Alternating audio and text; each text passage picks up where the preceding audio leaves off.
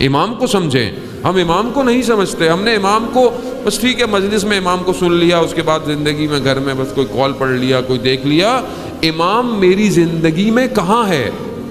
امام میرے صبح اور روز میں کہاں ہے؟ امام کا وجود میرے وجود کے ساتھ کتنا اٹیچ ہے؟ امام تو ہے, امام تک تو میرے سارے معاملات پہنچتے ہیں. میں نے پہلے بھی شاید عرض کیا, اب مشکل سب سے بڑی یہ ہے کہ 2 مجلسیں روزانہ ہیں کم سے کم. اب یہ نہیں پتہ چلتا کون سا واقعہ یہاں پڑا تھا, کون سا واقعہ. یا بولیں گے مولانا صاحب آپ کی اتنی بھی یادداشت نہیں ہے. تو یہیں سے تو پتہ چلتا ہے کہ انسان ضعیف کتنا ہے, یہیں سے تو پتہ چلتا ہے کہ محتاج کتنا ہے. علامہ طباطبائی کا واقعہ, تفسیر جنہوں نے تفسیر المیزان لکھی, اتنے بڑے عالم, اتنے بڑے, وقت آیا یادداشت بھول گئے, یادداشت بھول گئے. کیوں؟ اسی سے پتہ چلتا ہے کہ انسان کا وجود اس کے وجود کا محتاج ہے, محتاج ہے. جوان کا واقعہ, جوان مجلس کے اندر بیٹھے ہیں, مجلس کی زینت ہیں جوان.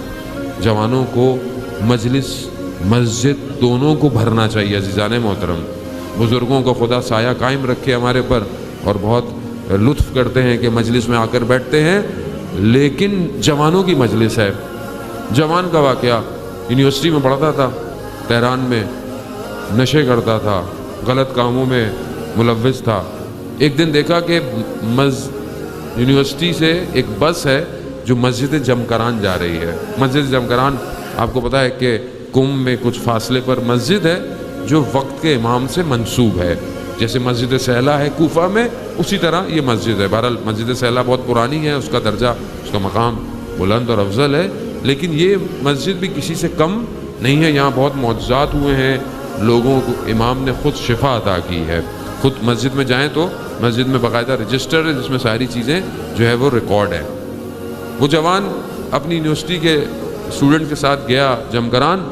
اس کے بعد وہ پورا گروپ اٹھا اور وہ آیت اللہ عظمیٰ بہجت کی خدمت میں پہنچا. جب آیت اللہ عظمیٰ بہجت کی خدمت میں پہنچے تو آغا بہجت سب سے گفتگو کر رہے ہیں, دیکھ رہے ہیں. اس کی طرف نہیں دیکھا انہوں نے. اب اس کے دل میں, وجود میں ضمیر نے بولا کہ یہ میری طرف کیوں نہیں ہے متوجہ, یہ مجھے کیوں نہیں دیکھ رہے. یہ بالکل ایسے ہی کہ آپ کسی شخصیت کے پاس جائیں اور وہ آپ کی طرف دھیان نہ دے تو آپ کو تھوڑا سا محسوس ہوگا یا میرا لباس صحیح نہیں ہے یا کوئی مسئلہ ہے.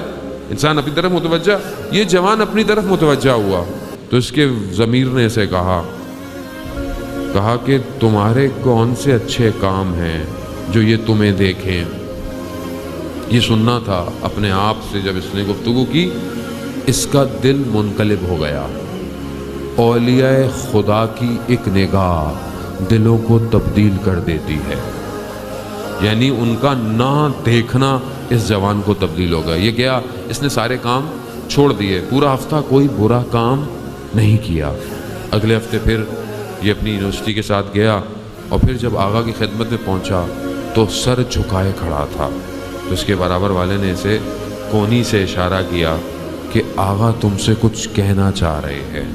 تو جب اس نے آغا بہجت کی طرف دیکھا تو آغا فرماتے ہیں تم نے پورے ہفتے اپنے وقت کے امام کے دل کو خوش کیا.